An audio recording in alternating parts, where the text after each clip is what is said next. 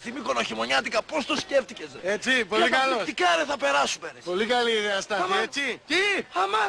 Ρε εσύ προφυλακτικά δεν πήραμε ρε. Πετάξου στο περίπτερο να πάρε προφυλακτικά να έχουμε. Να πάμε στη Μύκονο χωρίς προφυλακτικά. Εγώ? Εσύ τι τρέπεσαι? Δεν είναι Έλα, θέμα έλα, το πεις. τράβα, άντε. Πάω. Ωραία, τι έχει να γίνει ρε. Παρακαλώ. Καλησπέρα σας. Θα ήθελα ένα πακετάκι ασπιρίνες και ένα προφυλακτικά. Ορίστε κύριε.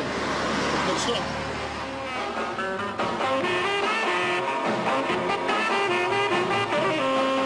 Έλα ρε. Εντάξει, πήρα.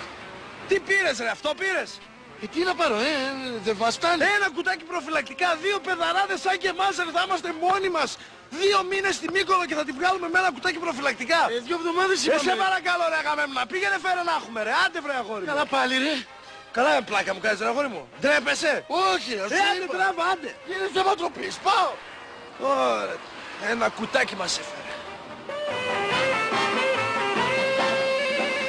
Παρακαλώ. Γεια σας και πάλι. Θα ήθελα 2 πακετάκια, κατάλαβατε, ασπιρίνες και 2 προφυλακτικά. Ορίστε κύριε, ευχαριστώ.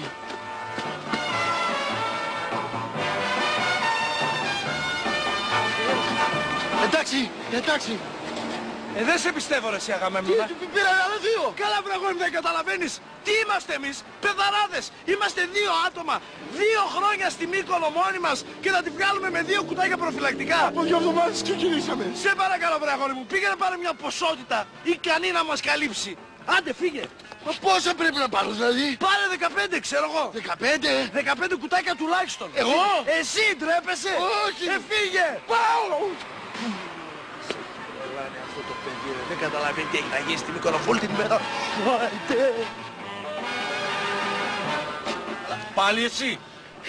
Συγγνώμη κύριε, θα ήθελα 15 πακετάκια ασπιρίνες και 15 προφυλακτικά. Καλά ρε φίλε, συγγνώμη που με βαίνω στα προσωπικά σου. Αφού σε πιάνει πονοκέφαλος, γιατί πηδάς? Ρε μπαμπά.